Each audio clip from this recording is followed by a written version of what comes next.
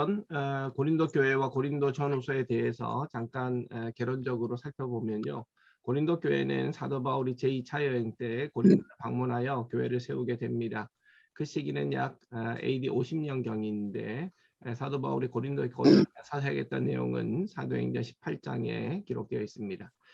바울은 고린도에 도착해서 브리스길라와 아굴라 부부를 만나게 되는데 이들 부부는 유대인으로서 로마 황제 클라우디우스가 내린 칙령, 유대인들을 로마로부터 추방하겠다는 칙령을 받고 로마로부터 고린도로 이주를 해온 부부였죠. 부부의 직업이 천막을 만드는 기술자였기 때문에 가슴 기술을 가진 바울과 함께 동업을 하게 됩니다. 이 같은 일을 하면서 바울은 고린도에서 1년 6개월을 지내면서 열심히 복음을 전하고 교회를 세우게 된 것입니다. 일반적으로 우리가 알기에는 고린도전서가 첫 번째 편지고 고린도후서가 두 번째 편지라고 생각을 하겠지만, 그러나 고린도전후서에 나타나 있는 몇 가지 흔적들을 보면 사도 바울이 고린도 교회에 보낸 편지는 적어도 4편 이상은 될 것이다 추정이 됩니다. 그 중에 남아있는 편지가 아쉽게도 2개인 것이죠. 그 증거를 몇 가지 찾아보면 고린도전서 5장 9절에 내가 너희에게 쓴 편지에서 음행하는 자들을 사귀지 말라 하였거니와, 이 구절에서 보면 이미 고린도 교회에 쓴 편지가 있었다라는 것입니다. 그 편지의 내용에는 음행하는 자들과 사귀지 말라는 내용이었다는 것이죠. 이거는 고린도전서 이제 5장 9절이니까 고린도전서 이전에 편지가 있었다는 것이고, 고린도후서를 또 써버리기 전에 고린도후서 2장 1절에 11절을 보면 소위 바울의 눈물의 편지가 있었음을 추정할 수 있습니다. 그리고 고린도전서를 그냥 사도 바울이 쓰고 싶어서 썼다기보다는 고린도 교회 교인들이 사도 바울에게 어떤 문제에 대해서 명확한 가르침을 달라고 요청을 했기 때문에 쓴 것으로 보여집니다. 그 흔적은 고린도전서 7장 1절이죠. 너희가 쓴 문제에 대하여 말하면 남자가 여자를 가까이 아니함이 좋으나, 여기서 너희가 쓴 문제라고 하는 이 대목에서 추정할 수 있는 것은 고린도 교인들이 사도 바울에게 글을 썼다는 것이죠. 현재 고린도 교회에서 일어나고 있는 심각한 문제에 대해서 사도 바울에게 글로 써서 문의를 했고, 이에 대한 현명한 답변을 요구했었다라는 겁니다. 또 고린도전서를 쓰게 된 또 다른 이유는 고린도 교회에서 좋지 못한 소문을 들었기 때문인데, 그 흔적은 고린도전서 1장 11절입니다. 내 형제들아, 글로의 집 편으로 너희에게 대한 말을 내게 들리니 곧 너희 가운데 분쟁이 있다는 것이다. 이 구절에 의하면 글로의 집에서 나에게 전한 말이 있었는데 그 내용은 좋은 내용이라기보다는 고린도 교회 안에 파당이 있어서 분쟁 중에 있다고 하는 안타까운 소식을 들었다라는 것입니다. 이에 대한 가르침을 주기 위해서 고린도 교회에 보내게 된 것이죠. 오늘 본문의 대지를 보면 고린도전서 1장은 서론에 해당하는 말씀입니다. 그래서 1절과 2절에서는 전형적으로 편지의 발신자와 수신자가 나타나고 있죠. 다음으로 3절 말씀에 보면 이미 고린도 교회에 많은 문제들이 산재했다는 것을 아는 바울은 그럼에도 불구하고 고린도 교인들을 향해서 감사 인사를 하고 있습니다. 일반적으로 지혜롭지 못한 사람들을 보면 어떤 사람이나 어떤 대상에 대해서 평가를 하거나 언급할 때 좋은 말보다는 부정적인 말들을 더 많이 함으로써 상대방으로 하여금 마음 다치게 만들고 대화 소통을 닫아버리게 만드는 그런 어리석은 사람들이 있죠. 그러나 지혜로운 사람은 상대방에게 심각한 문제나 결점이 보이더라도 먼저는 그 사람의 좋은 점과 잘한 점을 우선적으로 칭찬을 해서 마음을 열고 그 다음에 대화를 통해서 훈계를 하는 것입니다. 오늘 본문에서 보여지는 바울도 마찬가지죠. 고린도 교회에 따끔하게 가르쳐야 될 많은 문제들이 있음에도 불구하고 그동안의 의리와 예법을 지켜서 먼저 감사할 점을 찾아서 그로써 하나님께 감사하는 모습을 보여줍니다. 3절에서 보여지는 바울의 모든 감사의 조건과 이유는 하나님과 예수 그리스도의 은혜와 평강입니다. 바울은 지금 고린도 교회 교인들을 향해서 감사 인사를 하고 있습니다. 고린도 교회 구성원들은 주로 이방인들이라고 생각하겠지만 회당을 중심으로 한 일부 유대인들도 섞여 있는 혼합 회중이었을 것입니다. 그래서 바울은 인사를 할 때 이런 혼합 회중의 여러 구성원들을 두루 배려하는 섬세한 마음 씀씀이를 보여줍니다. 은혜라고 하는 헬라어 카리스는 헬라 문화권의 이방인들에게 익숙한 인사말이었고, 평강이라는 말은 히브리어 샬롬의 헬라 번역으로서 유대인들의 전형적인 인사말이죠. 그러기에 은혜와 평강이라는 것은 이방인과 유대인들을 향한 전형적인 감사 인사라고 할 수 있습니다. 그런데 다음 절인 4절 말씀에도 은혜라는 단어가 언급되고 있습니다. 이같이 3절과 4절이 은혜라는 말이 계속적으로 연결되어 있는 것을 볼 때 이 은혜와 평강이라는 것은 단순한 인사말이 아니라는 것이죠. 그 의미는 바로 감사의 이유가 되고 있다는 것입니다. 말하자면 사도 바울이 고린도 교회 성도들을 생각할 때 감사할 수 있는 이유가 하나님께서 그리스도 예수 안에서 너희에게 주신 하나님의 은혜가 있기 때문이라는 것입니다. 너희를 향한 하나님의 은혜가 늘 너희 가운데 있기 때문에 내가 감사하지 않을 수 없다는 것이죠. 은혜와 평강이 어디서부터 오는 것입니까? 우연히 오는 것도 아니고 인간의 노력으로 만들어지는 것도 아닙니다. 은혜와 평강은 오직 하나님 우리 아버지와 주 예수 그리스도로부터 오는 것이고 또한 그리스도 예수 안에서 너희에게 주어진 선물이라는 것이죠. 그러기에 이 은혜로 말미암아 감사하게 되는데 이 은혜라는 것은 너희에게 잠시 머무는 것이 아니고 하나님이 포기하지 않는 이상 고린도 교회 성도들에게 임할 것이니 내가 하나님께 감사하지 않을 수 없다는 것입니다. 너희가 잘해서가 아니고 또 너희가 잘나고 잘 돼서가 아니라 부족하고 문제가 많은 너희들에게 그럼에도 불구하고 하나님의 은혜가 항상 너희와 함께하고 있기 때문에 여기에 감사 이유가 있다는 것이죠. 그리고 그 다음 구절을 보면 감사의 네 가지 내용이 나옵니다. 첫째로 고린도 교인들의 풍성한 말과 지식입니다. 5절 말씀에 보면 모든 언변과 모든 지식의 풍족함으로 라고 되어 있는데 이는 다른 말로 하면 고린도 교회 성도들은 말과 지혜가 뛰어났다는 것이죠. 배운 사람도 많고 똑똑한 사람도 많다는 것입니다. 근데 바울이 지적하고자 하는 것은 이렇게 말과 지혜가 뛰어난 것은 자랑거리가 되기보다는 사실은 감사거리가 되어야 한다는 것을 글로 보여주고 있는 것이죠. 나중에 편지 고린도전서의 중간 부분에 가보면 고린도 교회가 가진 문제의 실체가 점점 드러나게 되는데 그 문제의 원인이 어디에 있겠습니까? 서로 너무 말을 잘해서이죠. 남에게 지지 않을 정도로 언변이 뛰어납니다. 그리고 또 아는 것이 많습니다. 그러니 네 말이 맞냐 내 말이 맞냐 싸움질을 한다는 것이죠. 그러니 어찌 교회 안이 평화로울 수 있겠습니까? 그래서 사도 바울이 말하는 것이죠. 언변과 지식이 풍족한 것은 자랑거리가 되어서는 안 되고 감사거리가 되어야 한다라는 겁니다. 자랑거리가 되면 싸움밖에 일어나지 않죠. 그러나 감사거리가 되면 서로 화해하고 평화로울 수 있는 겁니다. 두 번째로 감사의 내용은 신앙 고백적인 증언인데 6절에 보면 그리스도의 증거가 너희 중에 견고하게 되었다라고 되어 있습니다. 이런 바울이 고린도에 머물면서 전한 예수 그리스도에 대한 증거, 즉 복음을 너희가 견고하게 잘 붙들고 있다는 것입니다. 여기서 견고하게 되어라는 헬라어는 에베바이오텐이라는 단어인데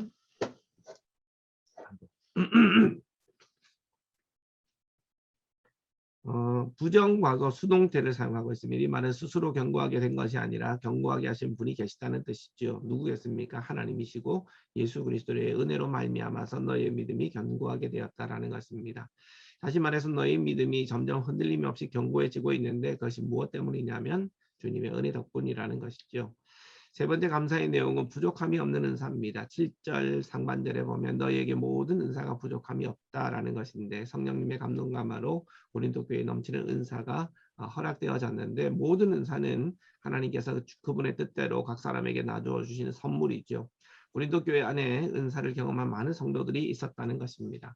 근데 원래 은사의 목적이라는 것은 교회를 한 몸으로 세워나가는데 필요한 덕목이죠. 근데 어떤 문제가 일어났습니까? 각종 은사들이 교회 공동체를 하나 되게 만들고 교회를 유익하게 만들어야 될 것인데 오히려 하나님의 뜻을 헤아리지 못하고 은사들을 무분별하게 사용했고 그 결과 오히려 교회 안에 분열이 일어나고 파벌이 생겨나고 시기와 질투까지 생겨나게 되었다는 것이죠. 그래서 사도 바울은 고린도전서 12장에서 오히려 이 넘치는 은사 때문에 무분별한 은사 때문에 너희에게 소란이 있는 것이 아니냐 이 책망을 하고 바른 은사의 활용법에 대해서 가르침을 주고 있습니다. 그래서 고린도서 13장에서 사랑상이 나오죠.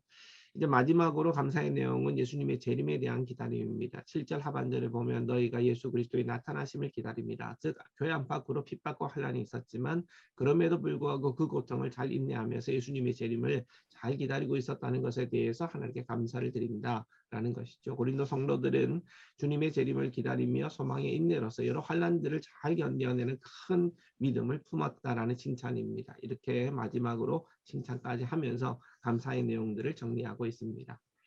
사도 바울의 간구와 성령이 이제 마지막 단락이 8절과 9절에 나오는데요. 주께서 너희를 예수 그리스도의 나라 책망할 것이 없는 자로 끝까지 견고하게 하시리라. 이는 바울의 간구요 청원입니다. 고린도 교회에 많은 문제들이 있었음에도 불구하고 끝까지 하나님께서 은혜를 베푸셔서 이들의 믿음을 견고하게 붙들어 달라는 것이죠. 그래서 마지막 심판의 날에 책망받는 일이 없도록 긍휼히 여겨달라 하는 간청입니다. 그러려면 누구의 의지가 필요한 것입니까? 끝까지 고린도 교회 성도들을 붙들어 주실 하나님의 신실하심이 필요한 것이죠. 그래서 9절 말씀에서 하나님의 미쁘심을 찬양하고 있는 것입니다. 굉장히 논리적으로 사도 바울이 이거를 쓰고 있는 것이죠. 결론적으로 보면 오늘 본문에서 보여주는 핵심적인 내용이 뭐겠습니까? 사도 바울이 고린도 교회를 향해서 첫 인사말로 가르치고자 한 것은 너희 안에 많은 문제들이 산재해 있지만 그럼에도 불구하고 내가 감사할 수 있는 이유는 전지하시는 하나님의 은혜가 있기 때문이라는 것입니다. 너희가 아직도 교회 안에서 마치 어린아이와 같이 싸우고 다투고 시기하고 질투하고 있지만 그럼에도 불구하고 나는 하나님께 감사하는데 그 이유는 우리 하나님이 신실하신 하나님이시고 미쁘신 하나님이시기 때문에 하나님께서 너희를 포기하지 않으시며 언젠가는 분명 너희가 성숙한 성도가 되고 너희 교회가 아름다운 교회 공동체가 되리라는 것을 믿고 거기에 소망을 두고 내가 지금 하나님께 감사드린다 하는 것입니다. 여러분 오늘의 우리도 마찬가지죠. 우리가 교회를 볼 때 언제나 감사가 있는 것은 우리의 모습이 완전해서가 아니고 잘나서 잘해서가 아닙니다. 감사의 이유는 하나님의 미쁘심, 달리 말하면 신실하신 하나님이 우리 주 예수 그리스도와 함께 항상 우리를 또한 우리 교회를 은혜 가운데 이끌고 가시기 때문인 것입니다. 저는 그 하나님의 은혜와 평강 이 말씀으로 인해서 네. 진짜 감사할 것이 뭔가 그 은혜를 중심으로 해서 그 바탕으로 해서 네. 재림을 기다리는 신앙, 믿음을 가진 고린도 교회에 네. 거기에 나는 하나님께 감사한다. 네. 그것이 언명과 지식, 그리스도 예수 안에서 주어진 언명과 그 지식이라고 그 안에서라고 하는 말씀을 씁니다. 4절에 그리스도 예수 안에서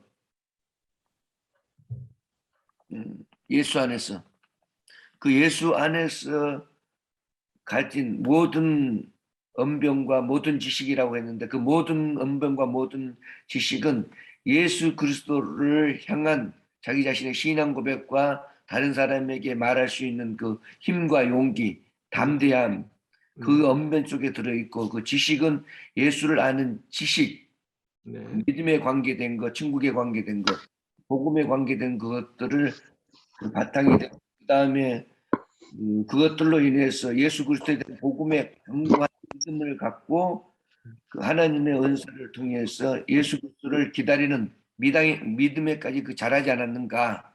거기에 대해서 나는 하나님께 감사한다.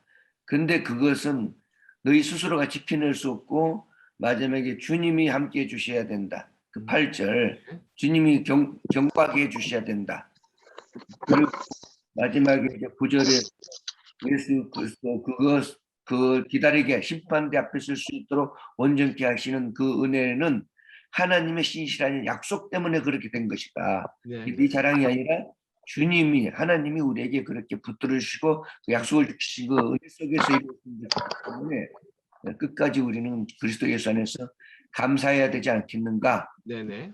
예, 말씀하고 있다고. 네. 네. 네, 좋습니다. 네, 이번에 보면은 이게 지금 1장 내용이고 1장 내용에서는 사도 바울이 인사말을 한 이후에 이제 인사말 이후에 서론 말을 하는데 서론에서부터 감사를 하고 있거든요. 고린도 교회를 봤을 때 감사를 하는데 어떻게 보면은 뒤에는 굉장히 신랄하게 비판을 하잖아요. 사실은 지금 비판하기 위해서 이제 말을 서론에서 꺼내고 있는데 일단은 먼저는 내가 주님께 감사한다.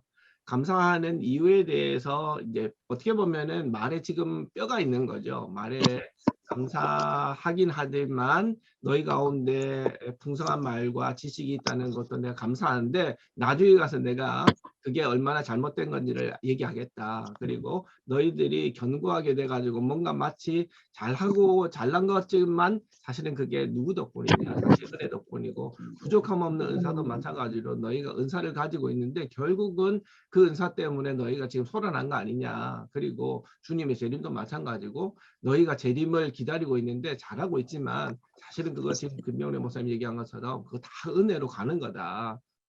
이걸 지금 사실은 서론에서 사실 한번 언급하고 이제부터 이제 본론에 들어가려고 하는 그 사도 바울의 그 굉장히 수준 높은 글 솜씨인 거죠. 놀린 거고 그런 내용을 우리가 볼 수 있지 않을까 해서 그런 내용을 정리를 해본 겁니다. 자, 정근현 목사님 켜져 있는데 한번 말씀 또 해보시죠. 예, 저는 여기 책에서 자주 사용하는 은혜와 평강에 대해서 다시 한번 생각하게 됐습니다. 사도 바울의 서신서를 보면 너에게 은혜와 평강이 있을지어다 이렇게 인사를 시작하는데 오늘 교회 안에서도 은혜와 평강이라는 단어를 많이 사용을 하고 있지만 그냥 쉽게 그냥 어떤 다른 내용을 이어가기 위해서 많이 사용하는 것 같습니다. 이 첫 번째 2020년 책인데 세상의 달력보다 교회력은 먼저 시작하지 않습니까? 그래서 2022년도 코로나 사태가 아직 진정되지 않고 오히려 더 많은 숫자가 일어나는 이때에 그 하나님의 은혜를 또 한 번 더 기억하고 또 하나님의 은혜를 받은 자로서 세상 가운데 하나님의 평강, ANN을 증거하고 사는 것이 이 코로나 시대에 우리 한국 교회 또 우리 교회에 맡겨진 사명이 아닌가. 그래서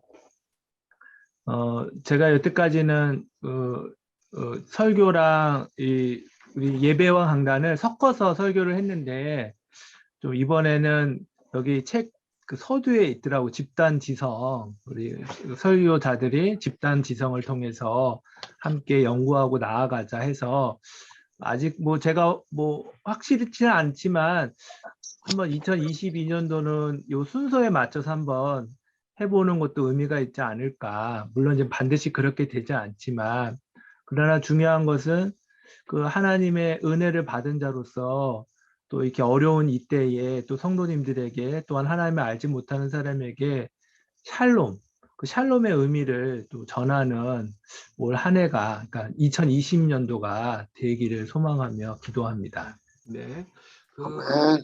예, 아멘. 그 책에 보면은 우리 그 저기 설교를 강병철 목사님이라는 분이 하셨어요. 그 초대교회 담임 목사님인데 강병철 목사님이 설교를 만드실 때 앞부분에 이 팬데믹 그 코로나 팬데믹에 대한 지금 한국 교회 위기에 대해서 잘 정리를 해 놓으신 것 같아요. 그래서 불안해하고 하는 우리 교인들한테 또 위로와 평강, 은혜와 평강을 잘 설명하시면 좋지 않을까.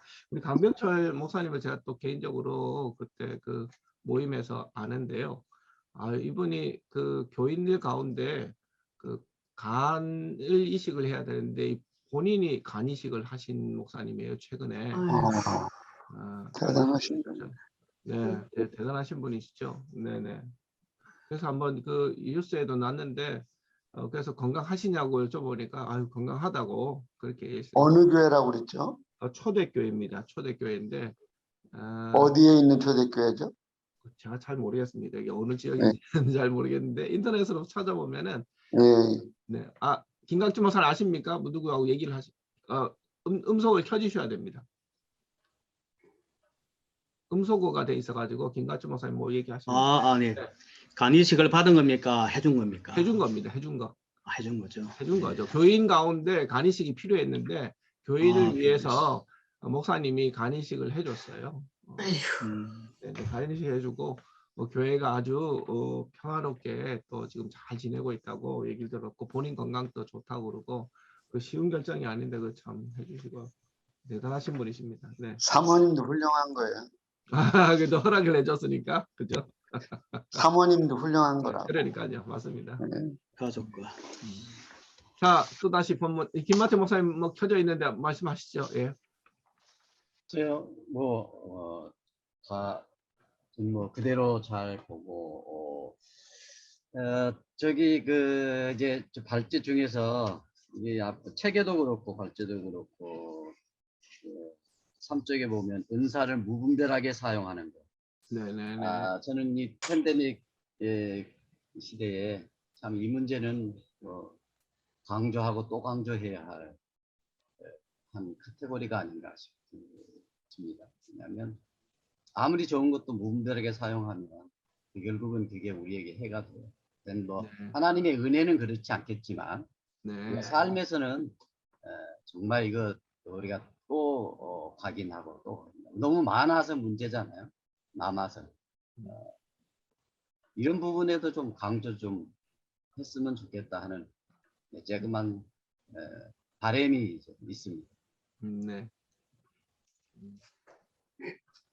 근데 요즘 은사를 무분별하게 사용하는 게 이제 사실 고린도 교회 같은 경우에는 방언이라든지 또는 예언이라든지 또 실제로 우리 한국 교회가 70년대, 80년대 은사 위주의 그 교회 흐름에서도 실제로 저기 예언이라든지 또는 방언, 특히 방언이 이제 그랬었고, 그리고 시대가 흐르면서 요즘은 신사도 운동이라고 그래가지고 예언 운동들이 실제로 지금 무분별하게 일어나고 있거든요. 코로나 이전까지.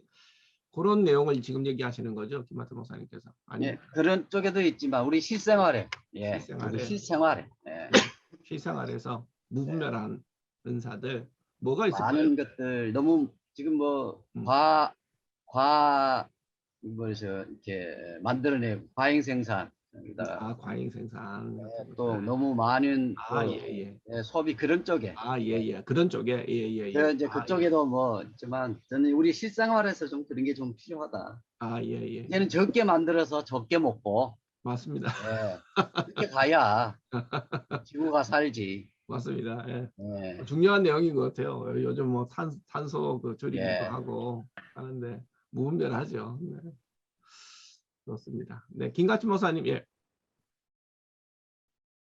예. 저는 이 본문을 통해 가지고 이 감사에 대한 부분, 네. 참 이 사도 이 바울은 목회를 참 잘한 그 이유가 이 그 접근의 방법이라든지 네. 그런 부분이 참 저하고는 많이 다르구나. 네. 이 사도 바울이 보니까 이 참 감사로 네. 모든 이 성도들을 이 대한 그 이유가 바로 음. 하나님의 그 은혜가 임하고 평강이 임하는 그 교회에 대한 그 신뢰, 주님에 대한 그 신뢰가 있었기 때문에 성도들에게도 이렇게 감사함으로 대하다 보니까 감사함으로 아마 말씀도 전거했을 거고 또 가르칠 때도 마찬가지로 생방하기 전에 먼저 참 그들의 그 마음을 또 이해를 하고 네. 그래서 이 감사함으로 그들을 또 책망하고 또 가르치고 네. 또 교육했다는 이런 모습이 참 나타납니다. 그래서 네. 저도 이제 그 가만히 보니까 목회가 왜 잘 안 되고 있는가? 왜 성도들이 자꾸만 이렇게 떨어져 나가는가? 그 이유를 한번 보니까 아침에 새벽에 기도하는데 보니까 왜 하나님 코로나 이 뭐 핑계로 인해서도 그렇지만 해도 네. 왜 성도들이 왜 이렇게 떨어져 나갈까요? 생각해 보니까 저에게 있어서 아마 이 말에 대한 그 실수가 내가 그동안 많았지 않느냐 그런 마음을 주더라고요. 그래서 말에 대한 실수, 허물이 있을 때 허물을 이렇게 직설적으로 나는 하지 않다고 생각했는데 지나고 보니까 빙 둘러서 들어오는 말이 그 말 때문에 시험 들었다. 그래서 그래요? 그런 부분을 이제 듣다 보니까 좀 더 세밀하게 이제 오늘도 또 이제 또 신방을 가야 되는데 그 전에도 보면 실컷 이제 도와주고 말이죠. 네. 뭐 그 복지적인 그런 부분도 도와주고 나서 뒤에는 또 들리는 소리는 막 또 욕을 하더라고요. 그래서 이제 오늘도 또 우리 성도 한 가운데 네. 자기 계좌에 돈이 있는데 돈이 다 빠져나간다는 거예요.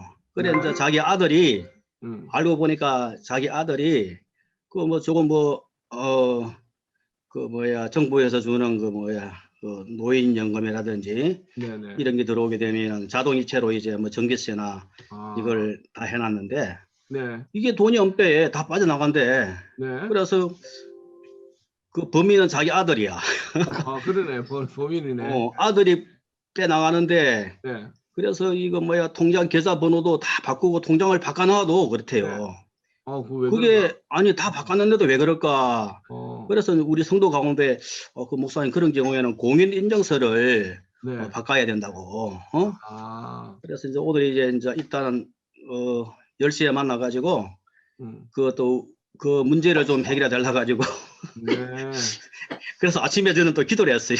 혹여나 왜냐면 이때까지 다 도와주고 나서는 뒤에 보면은 돌아오는 그 결과는 아주 좋은 게 아니고 나쁜 쪽으로 이렇게 결과가 나와가지고 아 근데 그래서 지금 오늘- 또 지금 도와주면은 그 성도들 그러니까. 도와주면은 그 아들이 또 뭐 해코지 하지 않을까요?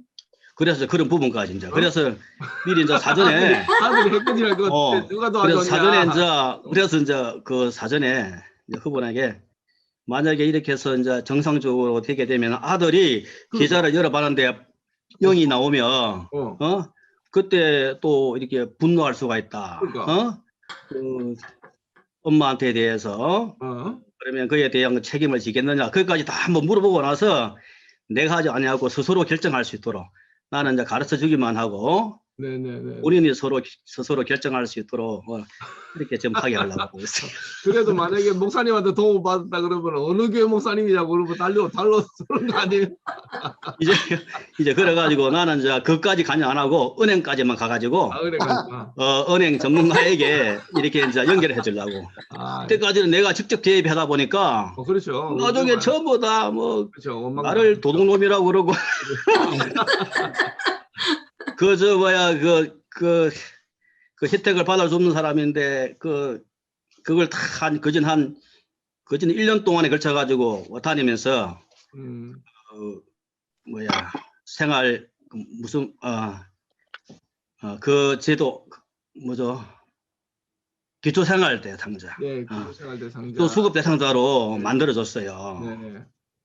그래가지고 그런 상황이 있는데 이제 이분이 결과적으로는 저보고 막 그 도둑놈이라더라고. 그 자기 안에 들어온 그 계좌에 있는 통장 돈이 다 어디 갔냐고.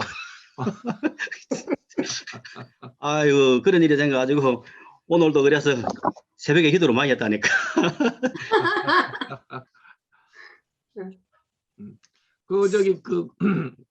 음소거가 됐습니다. 김가지 목사님. 음소거가 됐어요. 음소거. 네. 자.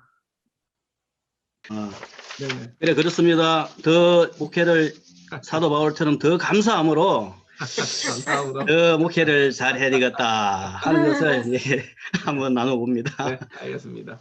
예. 우리 박은정 목사님. 네. 왜 또 할 말 없어? 할 말 없다고 그러면 되죠. 아니 저기 안 하신 분들이 많으신데 저 하도 거의 마지막에 시켜주시더니 오늘은 네네. 또. 네. 아니 저도 죄송합니다만 제가 어제 수업이 연달아 있어가지고 어제 책을 좀 원래 항상 월요일 날 바빠요. 그래가지고 책을 그래요? 못 봤어요. 네네. 아침에 막 부랴부랴 발제 네네. 올린 거 조금 읽어봤는데 네. 저는 항상 이거 읽으면서 느낌이 이제 좀 공동체에 대한 생각을 좀 해봤어요. 공동체는 우리 김마태 목사님 건데. 공동체 중요하게 생각하는 김마태 목사님인데. 네. 말씀하시죠. 예. 네, 아니 공동체에 대해서 지금 이제 거기 발제에 보니까 그런 말씀이 있더라고요. 너무 모든 게 풍족해서 정말 그게 풍족하니까 그런 공동체에 분쟁이 발생했다라는 이야기가 좀 마음에 와닿고요. 그거는 제가 또 여러분들도 잘 알다시피 저희 뭐 지금 교회는 공동체에 분쟁이 일어날 만큼 교인들이 많지가 않기 때문에 저희 교회 공동체를 얘기하는 건 아니고 여교육자 때문에 이게 넘치니까 재산이 많으니까 서로 뺏기 위해서 이런 게 아닌가라는 생각을 잠깐 들더라고요. 그러니까 물론 뺏고 빼앗는 게 아니라 그냥 제자리에 놓으려고 하는 건데 그 제자리에 놓는 것이 싫어가지고 뺏기기 싫어서 하는 그 몸부림 때문에 지금 우리는 그것 때문에 지금 분쟁하고 있는 시초가 그렇게 된 거니까 사실은. 그래서 그러니까 이게 모든 게 넘치니까 또 분쟁이 생기는 거구나 라면서 때로는 넘치지 않고 부족한 것에 또 감사할 수도 있어야겠구나라는 생각을 좀 잠시 해봤습니다. 네, 저는 뭐 다른 거는 별로 없고 어쨌든 저희 빨리 이 분쟁이 얼른 끝나기를 간절히 바라는 마음으로 아침에 다니엘처럼 3번 기도하고 있어요. 아침, 점심, 저녁으로. 진짜 너무 힘들어서. 네, 좋습니다. 네. 네, 윤기자 목사님, 얘기하시다가. 아니, 저는 이제 김갑진 목사님 말씀을 가만히 들으면서 생각했죠. 네네. 저희는 이제 하나님의 종이고 목회자니까 정직하잖아요. 네네. 근데 나쁜 놈 앞에 놓고 그게 이제 아무리 사도 바울은 정말 이게 높은 분이라 그렇게 감사를 그냥 칭찬을 근데 우리는 감사를 하고 칭찬을 해도 우리 얼굴에서 화가 난 빛이 너무너무 잘못을 많이 하는 사람을 보면 네. 아무리 아름다운 말을 이렇게 꾸미려고 미화를 시켜도 네. 그 사람한테 이렇게 그게 목소리도 덜덜 떨려야 될 것이고 마음에 없는 소리 해야 되니까. 아니 예. 그러니까 이게 지금 바울도 지금 예. 글로 쓰고 있잖아요. 글로 쓰면은 좀 이렇게 예. 평정심을 좀 가질 수 있죠. 마음은 사도 바울도 벌벌 떨렸을지 모르죠. 맞아요. 그러니까요. 이것들이 어떻게 이런 짓거리까지들 하고 살 그러니까요. 수 있어 이러면서 맞아요. 그럴 수 있어요. 네네네. 그 생각이 잠깐 네. 들었습니다. 네. 좋습니다. 이재팔 목사님, 예, 예, 오늘 아유, 보시고, 네, 저는 오늘 새벽에 새벽 기도하는 대신에 고린도전서 1장 유튜브로 한번 점검해 보니까 네, 열린교회라는 김남준 목사님이 네, 유일하게 오늘 본문을 감사하는 신앙으로 네, 해석해서 말씀을 전했는데 네, 파워 있게 증거하고 네, 지금 팬데믹 상황 속에서 우리들이 감사해야 된다. 뭐 이렇게 사람들이 자꾸 부정적으로만 생각하지만 그래도 한국 교회가 이렇게 지켜져 나가는 모든 것에 대해서 감사해야 된다. 그래서 여러분들이 참고적으로 오늘 본문을 가지고 감사에 대한 설교를 한다고 그러면 네, 열린교회 김남준 목사님의 오늘 네, 본문의 말씀을 설교를 들으면 네, 현 상황에서 감사를 어떻게 할 것인가에 대한 네, 조금 어떤 인스피레이션을 받을 수 있을 것 같습니다. 네, 오늘 저는 이렇게 말씀을 통해서 사실 조금 전에 본문을 이렇게 같이 읽어보면서 정말 사도 바울이 사실 아테네에서 자신의 학문과 철학으로 복음을 전하려 했지만 결국 그 아레오바고 설교에서 결국 바울이 크게 복음의 열매를 아테네에서 맺지 못했잖아요. 그래서 결국은 바울이 어디로 고린도로 아가의 수도인 고린도로 이렇게 내려가면서 바울의 결단은 이제는 내가 내 자신의 어떤 철학이나 사상이나 네, 신학이 아닌 오직 십자가이도만 말하겠다는 그러한 각오를 갖고 고린도에 갔거든요. 그래서 또 고린도에 가서 결국 브리스길라와 이제 아굴라를 만나게 되고 거기서 영업하면서 가장 음란한 도시면서 우상의 도시면서 상업 도시인 이 고린도에서 바울이 1년 6개월 동안 머물다가 에베소로 가잖아요.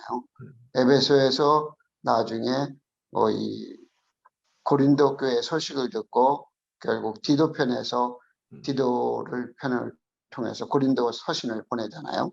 네, 그래서 오늘 이 고린도 교회의 바울의 감사는 자신이 아까 말씀처럼 정말 절대적인 감사라고 볼 수 있습니다. 네. 어떤 어려운 상황에서도 하나님이 고린도 교회를 지키시고 있고 함께 하셔서 결국은 고린도 교회가 그래도 어려움이 있지만은 고린도 교회가 유지되고 있구나 하는 생각을 갖고 바울이 감사하는 마음을 이렇게 계속 하면서 나중에 교훈을 주고 가르침을 주는 것 같습니다.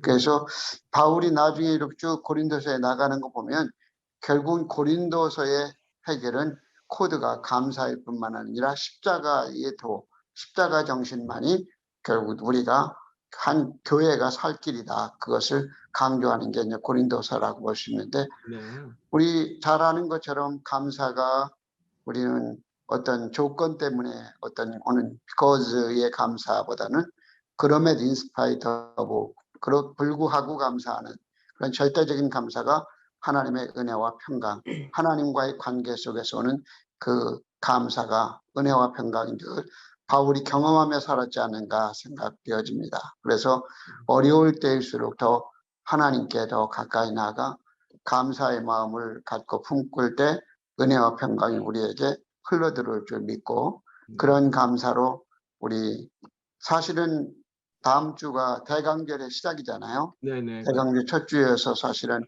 그리스도의 오심에 대한 설교인데 이게 감사하고 연결돼서 조금 그런데 그리스도의 오실 수 있는 마음은 감사하는 마음 속에 온다. 그렇게 연결시켜서 네. 생각을 해보고 생각해보고 있습니다. 네, 좋습니다. 네, 네.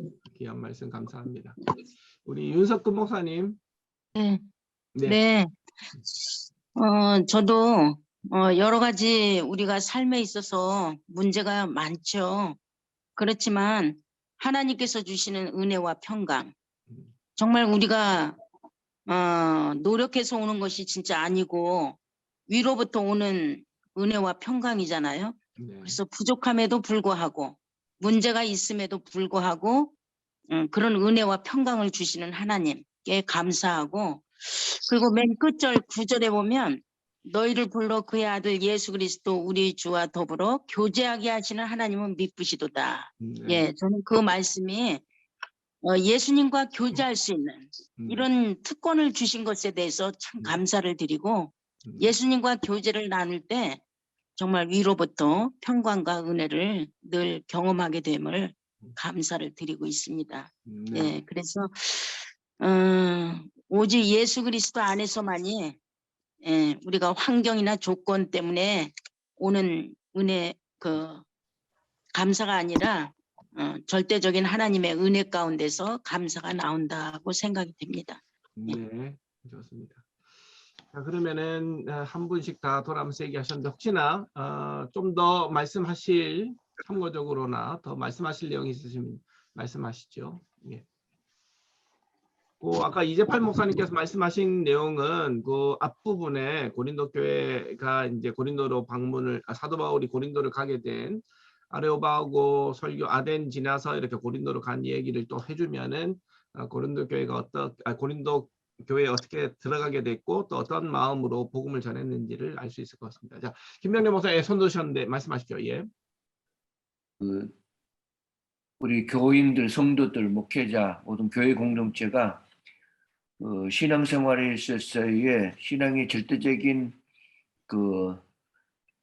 견고함, 그 속은 환경에 있는 게 아니고 네. 하나님이 주시는 예수 그리스도의 십자가의 피 이 하나만으로 얻은 구원의 그 은혜, 그 하나만 깊이 간직해도 네네. 얼마든지 우리는 감사하면서 신앙생활을 할 수 있다. 네네. 이건 자랑거리가 아니고 신앙생활을 통해서 얻는 부가적인 여러 가지 복들이 있는데 그것들 나의 자랑거리가 아니고 그 역시도 하나님이 주시는 그 신실하신 미쁘심, 네. 그 축복으로 인해서 주어진 것 때문에 우리는 절제도 할 수 있고 또 어려운 환경이 또 불편하지 않을 수도 있고, 네. 그리고 충족한 속에서도 다른 사람을 넉넉히 이해할 수 있고 배려할 수 있고 또 나눌 수도 있는 그것을 다 함축적으로 포함하고 있는, 그래서 고린도후서 11장에 나오는 매맞고 헐벗고 굶주리고 갇히고 가까이 어려움 속에서 이게 나올 수 있는 진실한 신앙은 무엇인가?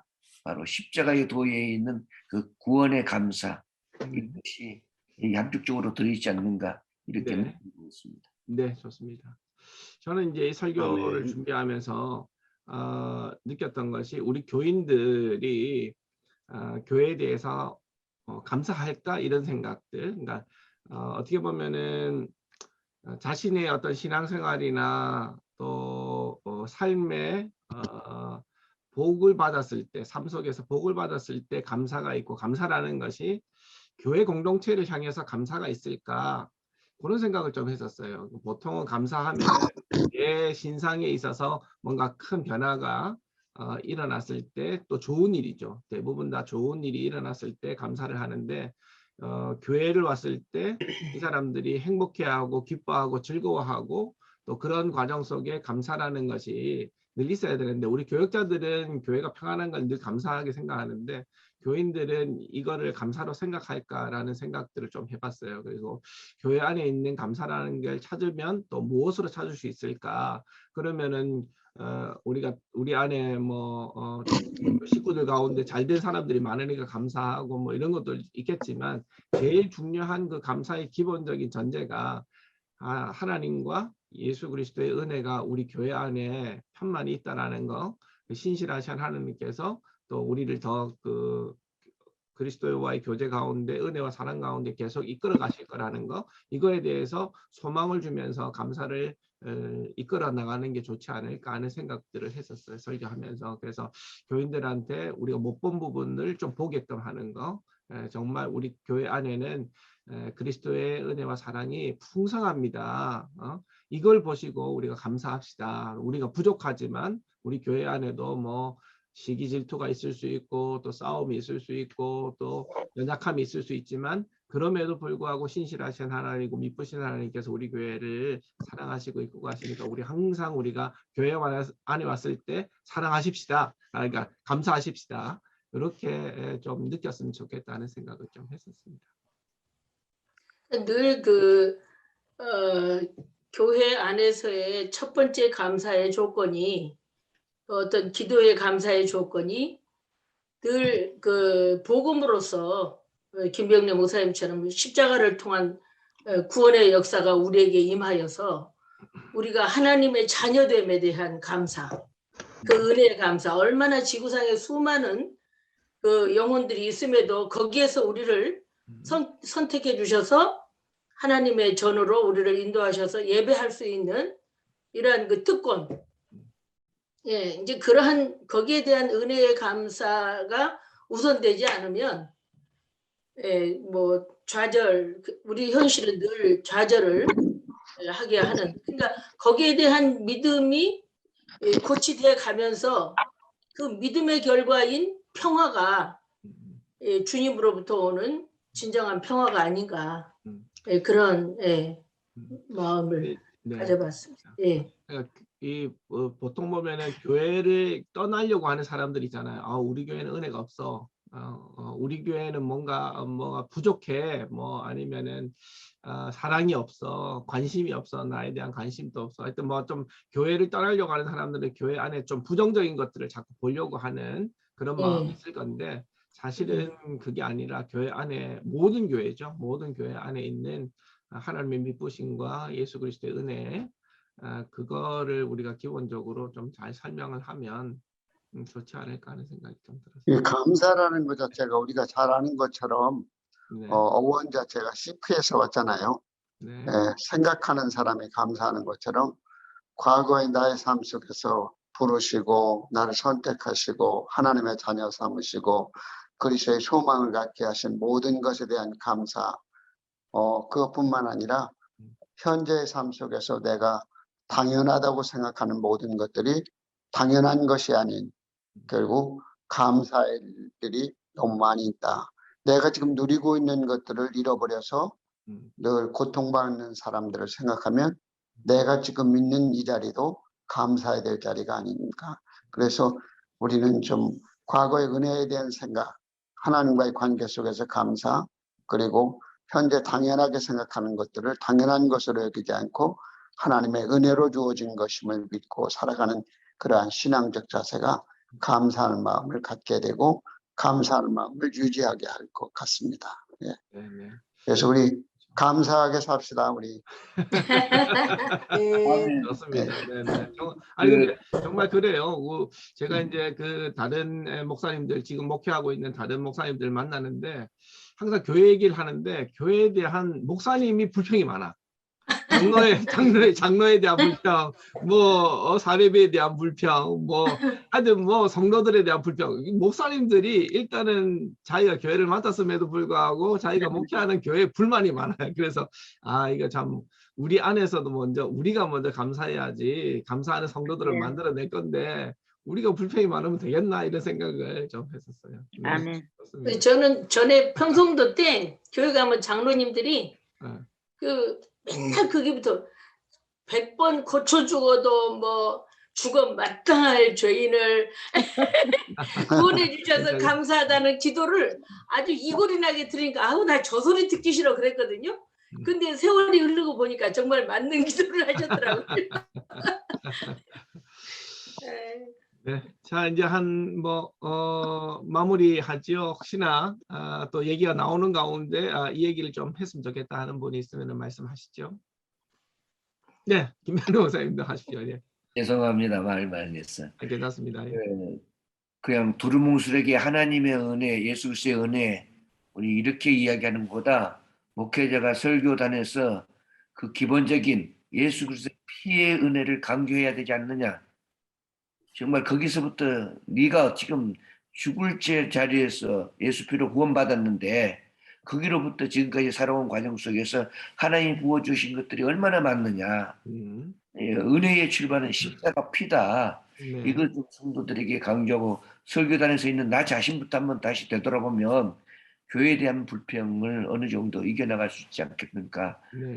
다시 한번 우리 목사님은 아주 그리스도의 십자가 보혈이 대단하신 능력을 항상 강조하시고 아주 복음 안에 있습니다. 복음 안에. 근데 제가 그리스도. 이제 저도 이제 목회를 하면서 예수 그리스도의 피와 십자가에 대해서 이걸 우리가 설교를 하는데 저는 제 개인적으로는 이 설교 말에 대한 설교보다도 성찬식이 저는 굉장히 은혜가 되더라고요. 예, 그러니까 뭐 예수님의 살과 피 얘기하는데 그거는 항상 강조하면은 이게 또 귀에 박힐 수도 있는데 이거를 직접적으로 한 달에 한 번씩 예수님의 피입니다. 또 예수님의 몸입니다 하고 성찬식을 나누니까 이거는 굉장히 큰 설교가 되는 거를 봤어요. 우리 교회가 코로나 전까지 한 달에 한 번씩 설교를 성찬식 했거든요. 자주 했네요. 네, 자주 했습니다. 저는 매주 하는 게 좋다고 생각해요. 진짜로. 저희도 한 달에 한 번씩 해요. 저희도 한 달에 한 번씩 해요. 그렇죠. 한 달에 한 번씩. 저는 사실은 욕심 같아서는 매주 하고 싶어요. 왜냐면 거기 김명래 목사님 얘기한 것처럼 예수 그리스도의 피와 그 안에서 사실은 복음이 시작됐는데 그거를 예수님을 또 기억하게 하는 게 성찬식이니까 매주 이렇게 하는 게 사실은 실제로는 좋습니다. 근데 내가 왜 매주 하려고 그러니까 그거 다 씻고 하는 게 불편하대요, 권사님들이. 하나씩 사실 성공회나 카톨릭이나 네. 또 한국 개신교의 그리스도파 네네. 매주일 성찬식을 합니다. 저도 개인적으로 했으면 좋겠어요. 성찬식을 하는데 우리 장로교에서는 뭐 1년에 4번을 말씀이에요. 근데 사실은 이 시대 속에서 우리가 형식적인 거를 아니 그 성만찬을 통해서 보여지는 하나님의 은혜, 네 맞아요.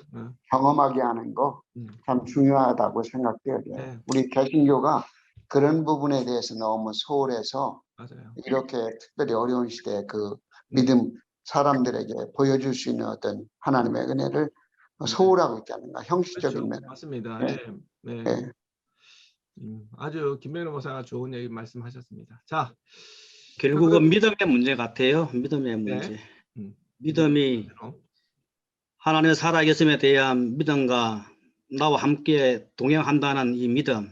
네. 그 믿음이 사라지니까 결과적으로 하나님의 은혜도 모르는 거죠. 네. 일단은 보혈의 예수, 보혈 뭐 이렇게 구원이라고 이렇게 막 우리가 항상 강조하고 있는데 우리 저 같은 경우도 목회 현장에서 저 사람이 믿음이 있을까 없을까를 생각해 봤을 때 그 떠나는 사람은 보니까 믿음이 있는 것 같은데 결과적으로 하나님이 있는지 없는지 모르겠다. 결과적으로 그런 이 말을 남기고 떠나더라고요. 그러니까 지금 이 코로나 시국에는 더하죠. 지금 현재로서는 정말 하나님이 살아 계시면 어떻게 이럴 수가 있느냐. 뭐 교회가 욕을 얻어먹을 수가 있고 또 예배도 이렇게 또 중단하란다 해가지고 중단을 하고 말이죠. 이렇게 좌지우지 되니까 신앙이 조금 좀 혼란스러운 그런 요동치고 있는 성도들에게는 참 이 믿음이 현재 정말 하나님의 살아계심에 대한 믿음. 그래서 하나님을 만나게 하는 것. 결과적으로 성령의 역사만이 할 수가 있는데 그것이 이루어졌을 때만이 하나님의 은혜 속에서 감사가 왜 내가 감사를 해야 되는지 그 이유를 알게 되고 할 것 같은데 그래서 믿음에 대한 하나님을 좀 만나게 해주십시오. 네. 그래서 감사가 넘치게 해주시옵소서. 네. 그런 기도가 나옵니다. 네. 그리고 김한준 목사님 눈이 안 좋다 해가지고 저도 막 따가워가지고 그랬는데 네. 제가 이거 히아루론 있잖아요. 히아루론. 이게 이걸 한번 해서 이런 식으로 되었어요. 애기. 그거 하나 아플 때마다 한 번씩 넣어 두시면 저도 막 따끔거리고 막 그 눈물 나고 해서 그랬는데 이게 효과가 좀 있어요. 효과가 있습니까? 히아루론.